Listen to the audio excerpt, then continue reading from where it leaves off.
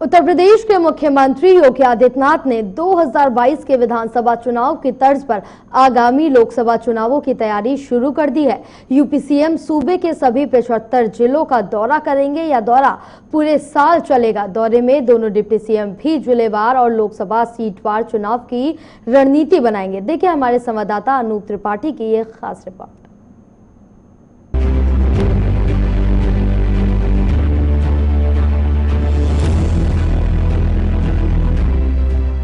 उत्तर प्रदेश में पहले दिन से तेज रफ्तार से चल रही योगी सरकार 2.0 अब फील्ड में दौरों के जरिए सुशासन की इबारत लिखने जा रही है।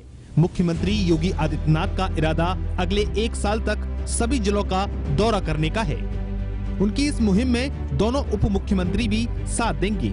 सियासी पंडित इसे मिशन 2024 के नजरिए से योगी सरकार की प्रारंभिक तैयारी के तौर पर देख रहे हैं। सरकारी सूत्रों के हवाले से खबर है कि मुख्यमंत्री के साथ ही उप मुख्यमंत्री केशव प्रसाद मौर्य और ब्रजेश पाठक को अगले कुछ महीनों में 25-25 जिलों का अलग अलग दौरा कर सुशासन के एजेंडे को धार देंगे। मुख्यमंत्री ने अयोध्या, झांसी, ललितपुर जिलों का दौरा कर इसकी शुरुआत भी कर दी है।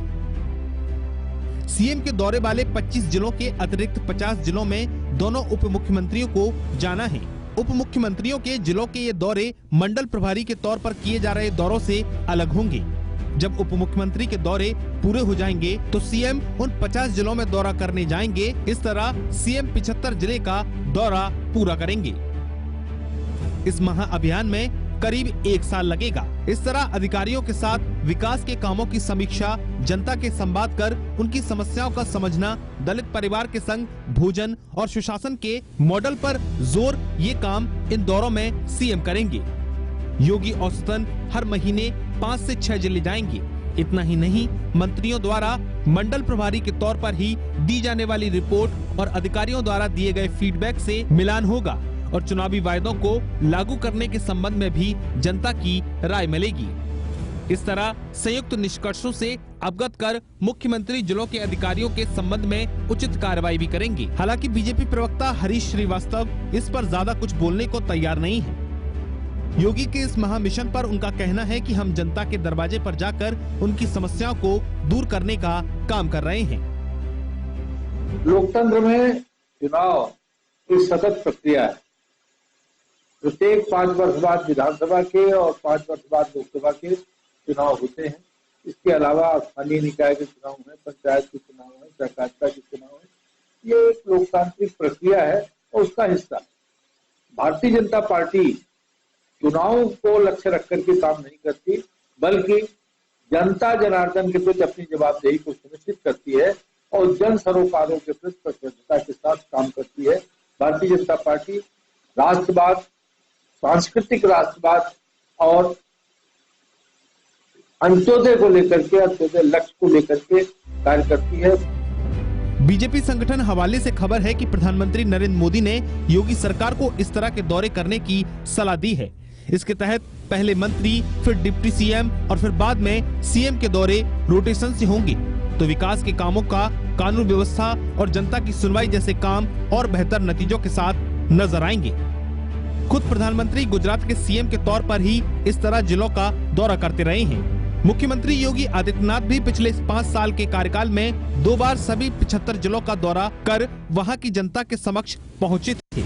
लोकसभा चुनाव के नजरिए से बीजेपी सरकार की इस मुहिम को खासा अहम माना जा रहा है। वहीं दूसरी तरफ कांग्रेस पार्टी बीजेपी सरकार पर सीधे हमलावर है।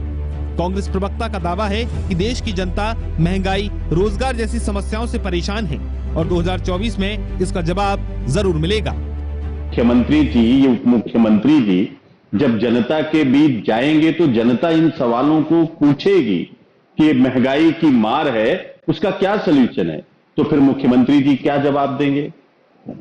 जितने तमाम वादे भारतीय जनता पार्टी ने उत्तर प्रदेश की जनता से किए, सब में वादा खिलाफी है, तो ऐसे में मुख्यमंत्री जी क्या जवाब देंगे? आवारा पशुओं पर क्या जवाब देंगे? टूटी सड़कों पर क्या जवाब देंगे? बिजली की आवाजाही पर क्या जवाब देंगे? तेल, बीज, खाद, पानी सब महंगे हो गए हैं, सब पर क्या जवाब देंगे? तो उनके पास कोई जवाब नहीं होगा। वो 2024 का चुनाव जीतने के लिए फिर वही बुलडोजर, हिंदू मुस्लिम, इस्लामिक स्कॉलर, वही ओवैसी, यही सब करेंगे। तो अगर वही करना है तो फिर गांव में जाकर जनता के पैसे का नुकसान करने की जरूरत क्या है? उत्तर प्रदेश में भारतीय जनता पार्टी के लिए और 2024 के चुनाव में केंद्र की बनने वाली नई सरकार के लिए कितना अहम है, इसका अंदाजा इस बात से लगाया जा सकता है कि यूपी की ज्यादातर योजनाएं और योगी सरकार के तमाम फैसले ऐसे होते हैं जिन पर मोदी सरकार की सीधी छाप दिखाई देती है। वरिष्ठ राजनीतिक विश्लेषक दिलीप यशवर्धन का मानना है कि बीजेपी ऐसी पार्टी है जो 24 घंटे और साल के 365 दिन चुनावी मोड में काम करती है।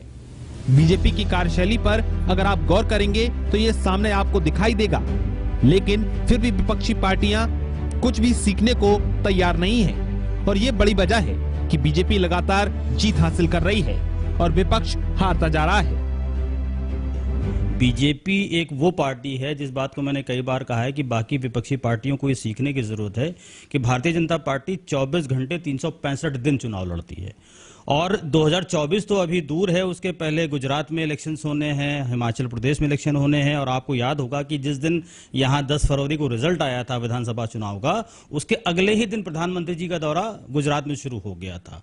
राजस्थान के चुनाव आने हैं, वहां पे दौरा शुरू हो गया। तो ये बीजेपी की रणनीति है और उत्तर प्रदेश चूंकि राजनीति का सबसे बड़ा अखाड़ा कहा जाता है, इसको जीतना सबसे ज्यादा महत्वपूर्ण होता है। दिल्ली का रास्ता यहीं से निकलता है। ये सारे पॉलिटिकल एस्टेब्लिशमेंट्स हैं जो पीछे से चले आ रहे हैं और योगी जी के लिए जाहिर सी बात है कि जिस तरीके से उत्तर प्रदेश में दोबारा सरकार बनाने का दबाव था उनके ऊपर, उसी तरीके से लोकसभा की सारी सीटें निकालने का दबाव भी योगी जी के ऊपर है और ये उनकी प्रतिष्ठा के लिए जरूरी भी है। और आप देखिए कि लगातार वो काम कर रहे हैं।